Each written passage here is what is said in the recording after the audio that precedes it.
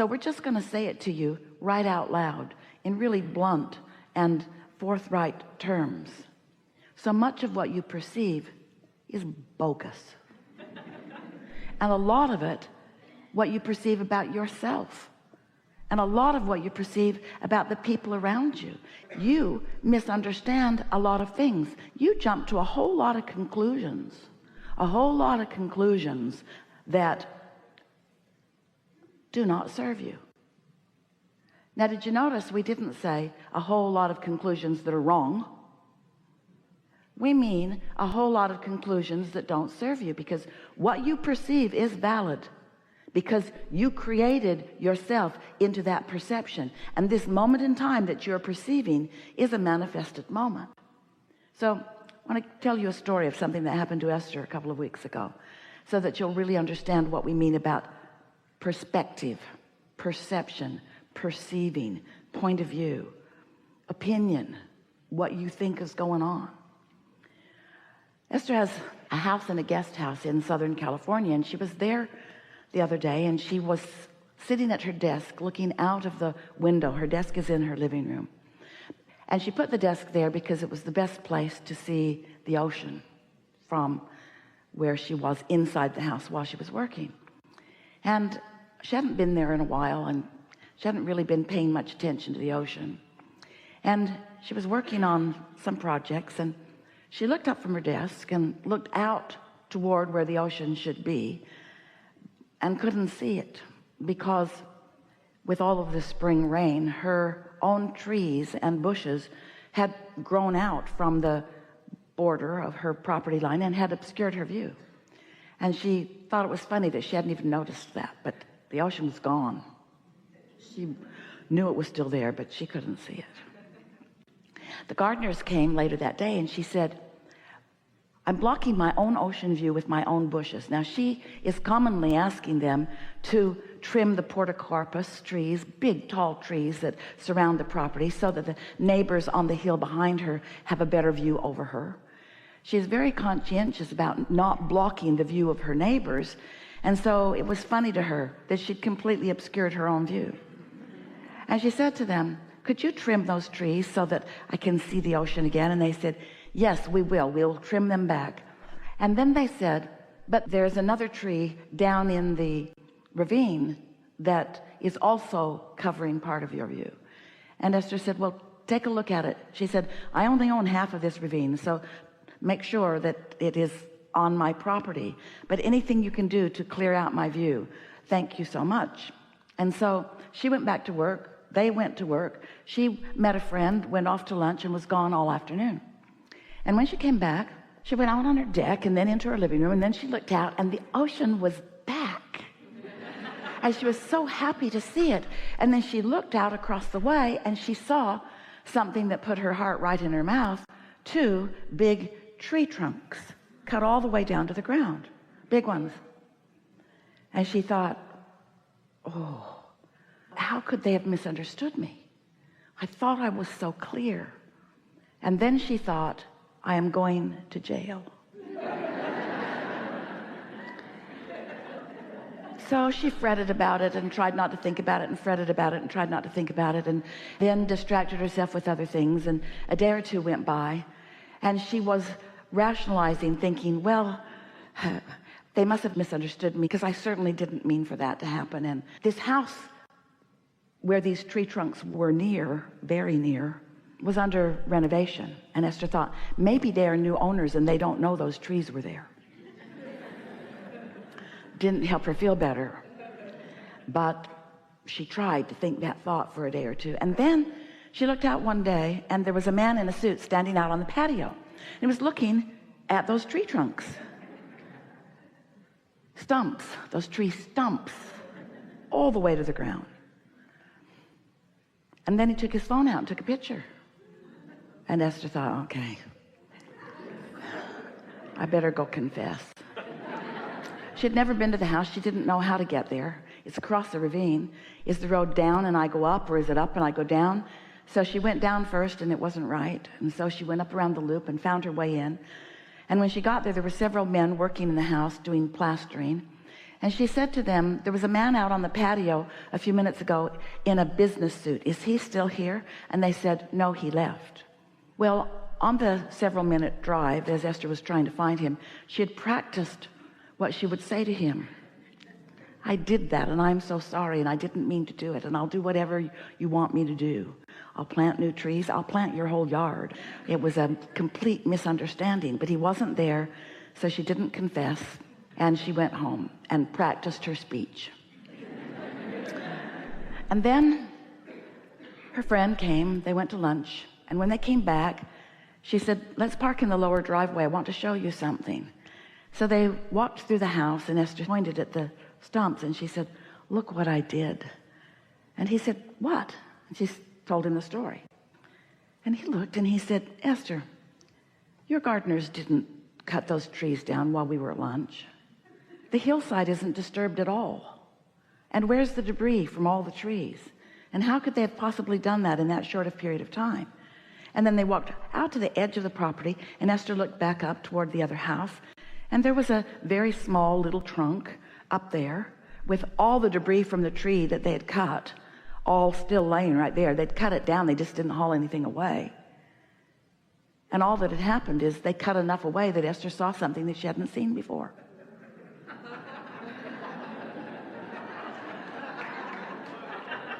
But because of the circumstantial evidence, because of the conversation, she wanted her view. She didn't have her view. She communicated, wanted to make sure that she was communicating clearly, and then saw something that seemed entirely different than what she'd meant, which is something that she lives from time to time, a lot. She says to herself, I must use more words, make sure that I'm clear. And we say, just be in alignment and you'll always be clear. So this has been a sort of ongoing conversation. But Esther completely misunderstood the situation. And this is the part that shook her up. There must be all kinds of stupid things that I believe. All kinds of irrational things. How irrational was that? That these great big trees could be completely cleared in the course of a lunch and a little bit of shopping, and completely hauled away as if a helicopter had come in and just hauled it away when they cut it at its base. When Esther thought about it, she felt foolish. None of that made any sense. But for days she had believed it completely. Our work here is done.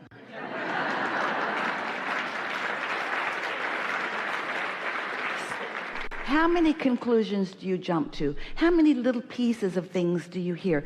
How much do you decide is the way something is just by your brief glimpse into it? How much of what you believe was because somebody that you trusted believed it, and they told it to you often enough that it became the story that you told? You know your point of attraction is something that is under construction all the time. And so you stand with these beliefs, with these perceptions about things. And those perceptions are attracting all kinds of experiences that reflect. Esther's friend said to her, as he was looking at this, you know, Esther, when you told me that that had happened, it just didn't ring true to me, because that didn't seem like something that was in your point of attraction. But understanding perception sure was something that was in her point of attraction.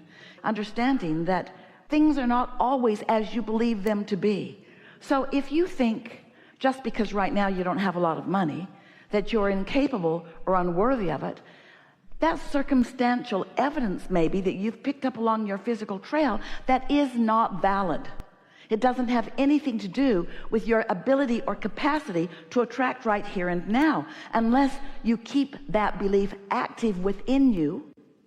And if it is active within you, then the circumstances of your life keep reflecting it in ways that make it keep seeming true. And sometimes you have the benefit of a really good friend like Esther did, who was willing to stand there with her in her pain and evaluate what she was evaluating and not be influenced by what she decided was true. That's why Jesus and so many like him were able and are able to heal. When you stood before Jesus dripping your illness, he did not see your illness.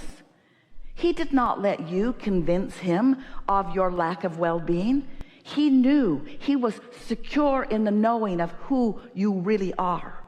And in that absolute, non-diluted, non-resisted knowing, he was able to dominate the vibrational frequency that surrounded you so that your illness could not be at the same time of that knowing. As a sort of odd comparison we're going to give you here, but it's like Esther remembers being in a van with a CB radio, and when they drove through this one particular neighborhood, they couldn't transmit to the other vans that were traveling with them because there was a man who lived there that had a big tower on his house, and he was broadcasting with such a powerful frequency that he kept everyone else from being able to talk to each other. That's what Jesus did, just for a moment. He broadcasted with such a powerful frequency that it dominated, and if you were anywhere near the vicinity of that, then you couldn't hold your misunderstanding of things.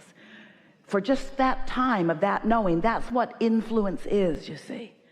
And so we want you to think about the influence that your inner being, that your source energy is broadcasting to you. It's a powerful influence, but over time, you've practiced enough erosion of thought, enough misunderstanding of who you are, enough misunderstanding of who others are, enough nitpicking of each other. In your ill-advised, we'll be stronger. Completely misunderstood, we'll be stronger. Ridiculous, in your absolute ridiculous belief that you can control, or that you need to control, and that you can control the conditions or the behaviors of others around you in order for you to live in well-being. You've come to believe in something that defies all of the laws of the universe. You've come to believe in the power of pushing something away, the power of exclusion, when in this universe there is only the power of attraction. There's only the power of inclusion, and what you give your attention to, you include in your vibration. So every time you attempt to right the wrongs of the world by defining the perpetrator of the wrongdoing and pushing against them, all that happens to you is that you practice the activation of a vibration. And you know, when you practice the activation of a vibration, that's what a belief is. A belief is only a thought that you continue to think. So as you practice these thoughts, as you continue to think these thoughts, as you continue to make those vibrations feel normal, and law of attraction helps you too, because once you believe it, law of attraction will show it to you, and show it to you, and show it to you, and show it to you, because you get what you think about whether you want it or not, because law of attraction is responding to your thought. Yeah. You've heard all of that. You've heard of all of that a lot. You've heard of a lot from us and others. But what if you understood today that there is within you a perception, a part of you, a non-physical part of you, who is never dissuaded by circumstantial evidence, who is never believing that controlling conditions is the answer for you, who holds you in knowing of your power and your ability and your goodness.